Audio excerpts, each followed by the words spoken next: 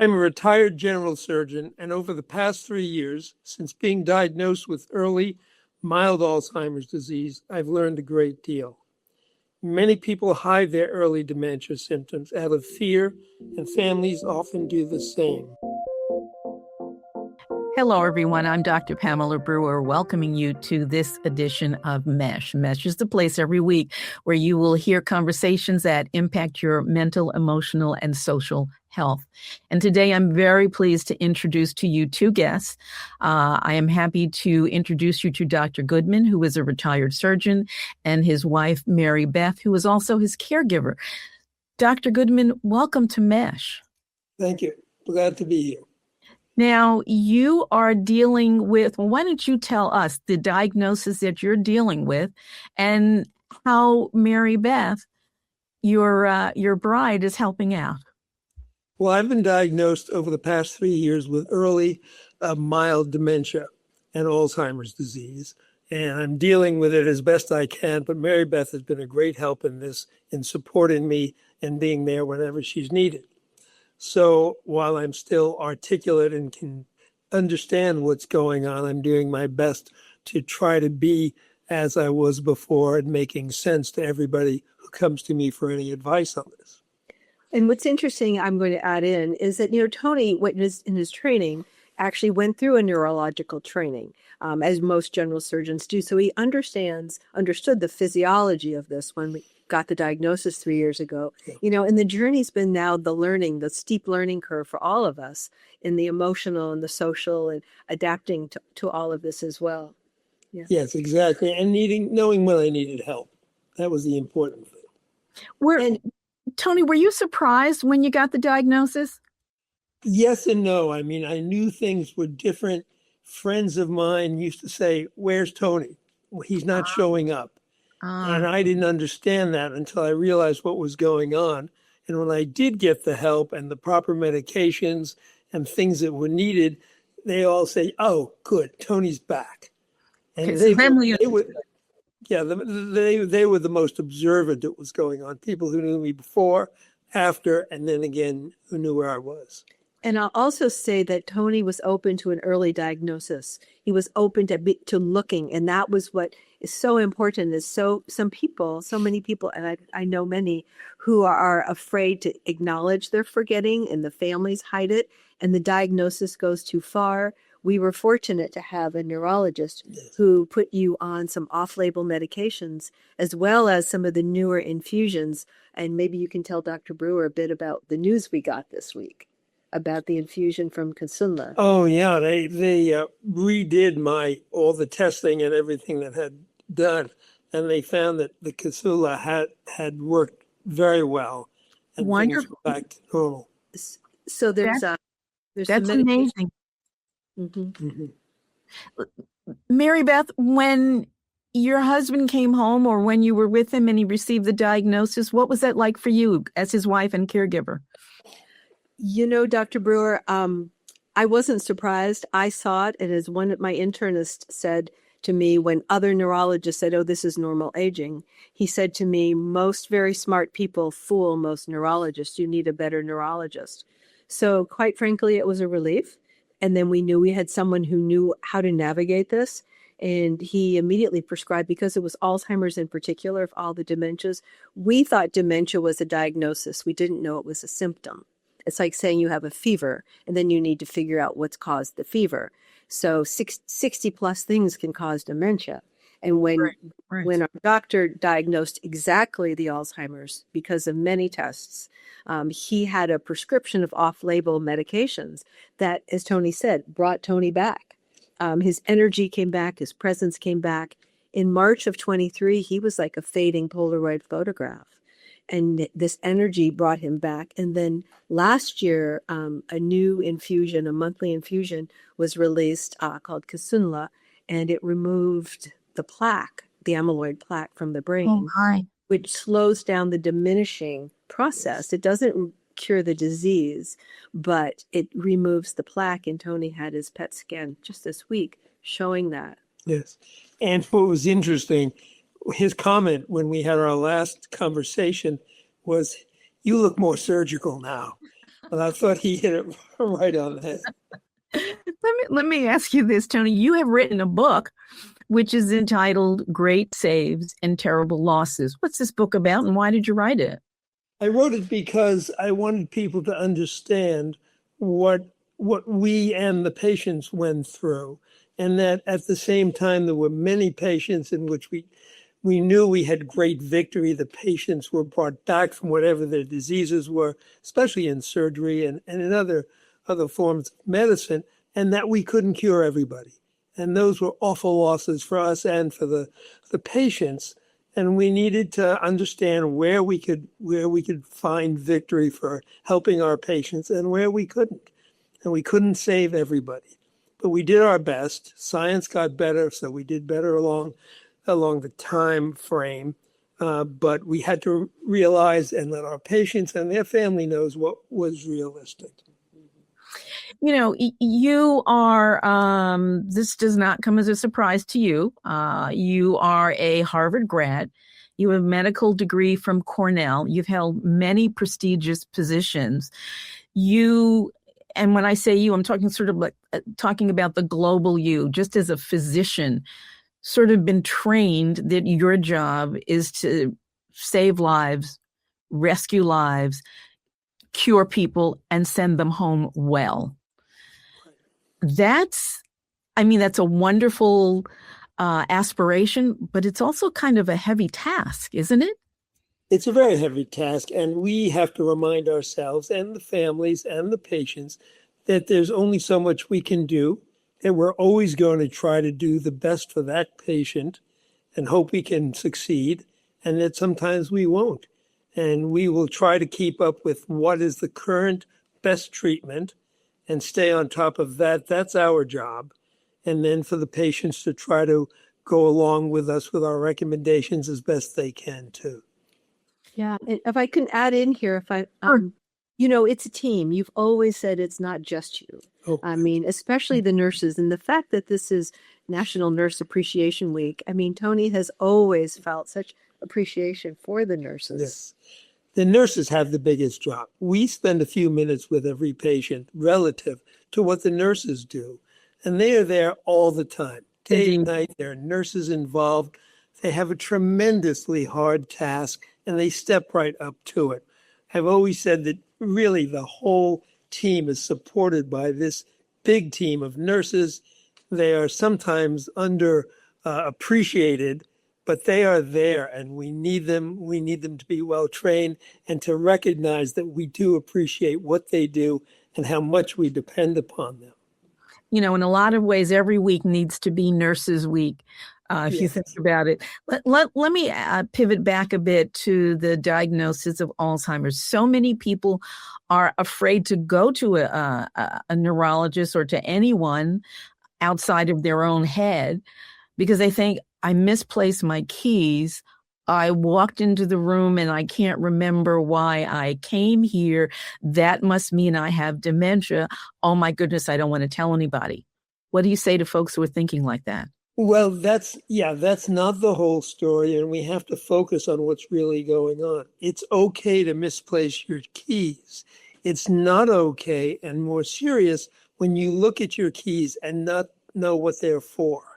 So that's going to enter a lot of aspects of your life, and either you or somebody in the family needs to recognize this and say, well, your keys are in the car, or it's serious. You don't know what they're for. And that can enter into a lot of different places in life. Somebody has to recognize it and know the next step is to seek more professional help. And that distinction is so important. There's a huge difference between where are my keys and what are these things in front of me and how do I use them? Exactly. And that's where you need professional help and not somebody in the family finding your keys. Right. Well, Maribeth? Years ago, Tony wrote a book about cancer, a breast cancer book. It was early 80s. And it was the time where we would whisper cancer before it was out there. You know, dementia is now that word it's the D word that we whisper because we don't want people to know. And so Tony speaks to this, and he did the as soon as he received his diagnosis, he spoke to this outwardly, knowing that people needed to know where he is, where we are, and where they can also be if they get the help. So I think, Dr. Brewer, this feels like the next frontier for the importance of speaking out and people getting an early diagnosis. Because of the early diagnosis, those medications were efficacious. They were helpful. With a later diagnosis, they're not so much.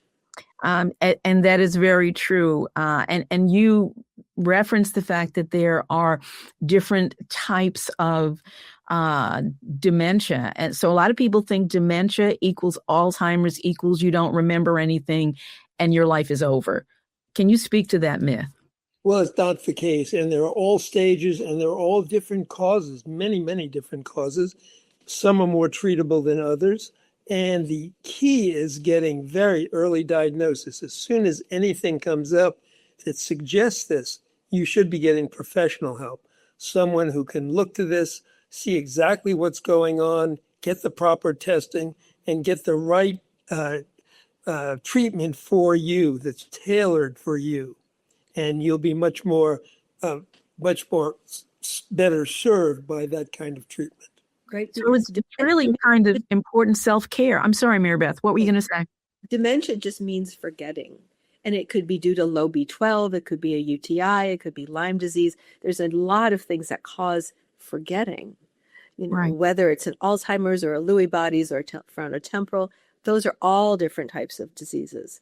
So that's why it's important to look and see what's going on. Is this curable? It's not curable, it's treatable. And there's a big difference. We cannot get rid of it entirely in most cases, but we have very good treatments for most of them so that life can be restored to a near normal state where you can function in society and with your family and probably even in your job if that's the case. But it's not going to go away. And over time, many of these get worse and worse, and some stay the same. And they're all different, and they need an expert who's treated this and many patients and knows what to do for you. You won't be able to do this by yourself. So caregiving goes alongside of a diagnosis, and the earlier, the better. So what would you like to see happen in terms of education?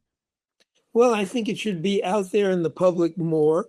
I think there should be more about the treatment and the possibilities than, oh my, isn't this awful? And, Yeah. oh, I've got a demented family, or I've got a demented patient, and or I've got dementia. Instead, we need to look to what's there for us, who should we be seeing, and what should be doing. And this is the possibilities for you to make life more normal again. Because that's what we do with all disease. Absolutely. And this dementia, not so much, but yes. Exactly. Exactly. I'm reminded of a patient I had many years ago, and we were talking about some of the things that were going on. And his response was, "You think I'm demented. I'm not demented," and walked out of the room. Oh, yeah. I think that's a problem. And as a surgeon, I was on the other end of all things. I thought that I could pick up my scalpel and cure almost anything. And the things I could cure were just wonderful. I could take care of many cancers and cure the patient with an operation or some treatment. And my life revolved, and my opinion about my own abilities to do things were based on that. So I had to relook at this whole thing when it came to dementia. It wasn't the same. And when it came to my dementia, that really wasn't the same. Right. Right. And I will say, in terms of the caregivers, Dr. Brewer, the support we've gotten from the Alzheimer's Association, there's incredible resources available. So once people receive a diagnosis, there's support for them and there's support for their families, because the role of the family is huge. And we saw some friends experience this, and Tony knew that. And that's why he reached out for help for all of us. Yeah. Your family and friends, those who are closest to you now, what are the kinds of things that they're saying and doing that feel so supportive for you both? Well, I think mostly they understand what my capabilities are. They still come to me with questions about medical things, surgical things, and those things that I keep up with. They may recognize that I'm not always with them on other areas of life, that I don't seem to be present. And Maribeth helps to step in there and bring me into it or take over for me. I think I still know about surgery.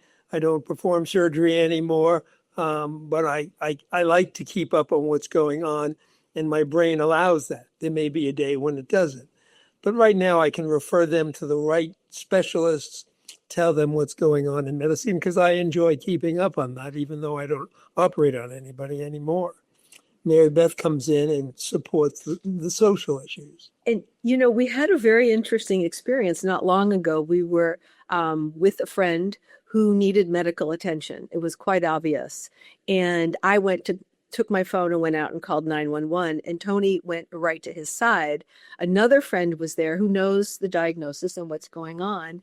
And she told me later, she said, Tony was completely Dr. Tony. Every part of him was there. Every part of him did exactly the right thing. And this is somebody who knew. And I asked our own doctor, and she said, of course, that's who he is. Right. He is that. That's still, so he's still the doctor. And yet the person who also forgot who we just had lunch with, was like, who was that? Who was there? And it's, so the short-term memory for Alzheimer's in particular, short-term memory, a sense of time and a sense of geography and place are gone, which is so interesting, and it makes it very particular to the Alzheimer's diagnosis. And that particular moment, nothing occurred to me but what I needed to do. I mean, I needed to step up, go to this patient, take care of him as if I were his doctor again, and all the medical stuff that my whole life was about just came right in. I never thought about it. I just did what this patient needed at the moment. So that was all there. So that was your automatic response. You were being yourself. Yeah. Very interesting moment, and glad I could be there. As I would imagine your friend was as well. But it is so interesting that what you knew, what has been your life, you were right there, you were on it, you knew it, you did it. And who you had lunch with yesterday was like sort of a mystery. I mean, it's such an interesting part of the Alzheimer's experience. And yes, there are many different kinds of dementias. What would you say in the few minutes that we have left? What would you say to those who are wondering? I think I know, but I want to hear it from you. What would you say to those who are wondering? I would go directly to get professional help. Recognize it, don't deny it, and go to someone who is a specialist in this. And there is a big difference between long-term and short-term memory loss. Maribeth and I experienced it when I couldn't remember what we had for lunch, but a day later, I remembered what went on 2 days before. And that was short-term loss and long-term memory. It needs somebody who really knows this, who does it for a living, and you need someone to take care of you. And Dr. Goodman, where can one get a copy of your book? Well, Tony's book will be available on the website. His website is anthonyagoodman-author.com, or you can order it from any independent bookstore. All right. Sounds terrific. And just give us that website one more time. anthonyagoodman-author.com is his website, and there's more about Tony, and you can order the book from there. That's wonderful. Thank you both so much for joining us today and for having this really important, life-altering for many people conversation. Being encouraged to find out sooner rather than later is really the key. So thank you both. Thank you for having us both. Thank you, Dr. Brewer. My pleasure, my honor. And folks, thank you for joining us today on this edition of M.E.S.H. M.E.S.H. is the place every week where you're going to hear about things that have an impact on your mental, emotional, and social health. I hope you will share this and every other M.E.S.H. conversation. I hope you will share. I hope you will subscribe. I hope you will let someone you care about know about the kinds of conversations you've heard today and that you will continue to hear here at M.E.S.H. Thank you all. Take care.